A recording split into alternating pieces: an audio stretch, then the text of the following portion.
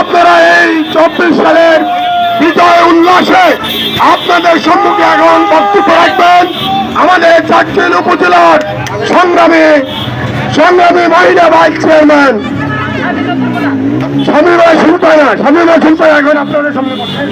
বিসমিল্লাহির রহমানির রহিম। প্রিয় ভাইয়েরা আমার, আসসালামু আলাইকুম।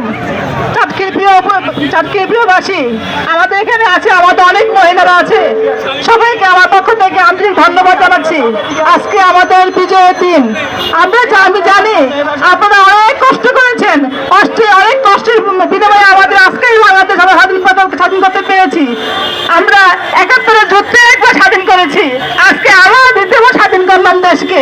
এই স্বাধীনের সবচেয়ে বড় অবদান হচ্ছে আমাদের ছাত্ররা যদি আজকে আমাদের বাসায় না দাঁড়াতো আমরা এই দেশ স্বাধীন করতে পারতাম না। ভাষা আন্দোলনে একবার ছাত্ররা ভাষা আন্দোলনে যুদ্ধ করে ভাষা ফিরে পেয়েছিল, আজকে আবার সেই দিনটা ছাত্ররা দেখে দিয়েছে।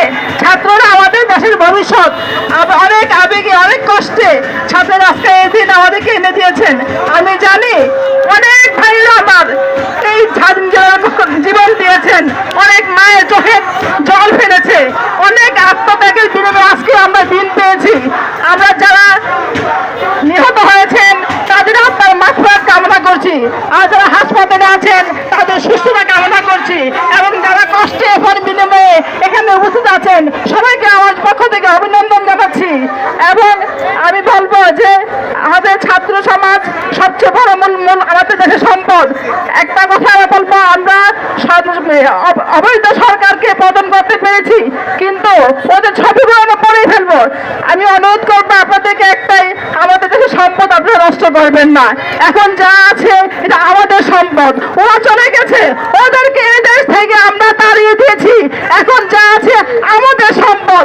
আপনারা জানি, আপনারা ভাইরা আমার, আপনারা অনেক আবেগে আছেন, আপনাদের কাছে আমি বিনীত অনুরোধ করবো আমাদের সম্পদগুলো নষ্ট করবেন না, কারণ এগুলো নিয়ে আমাদেরকে আবার করতে হবে এবং আমাদের সম্পদ আমাদেরকে রক্ষা করতে হবে।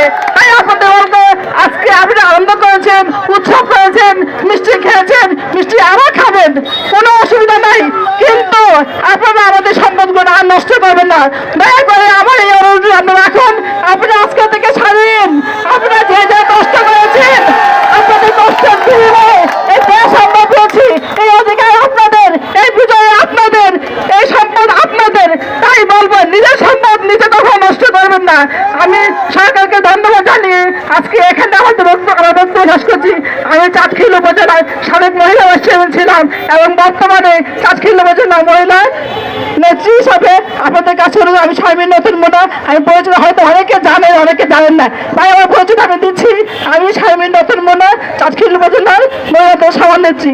ধন্যবাদ সকলকে। আসসালামু আলাইকুম।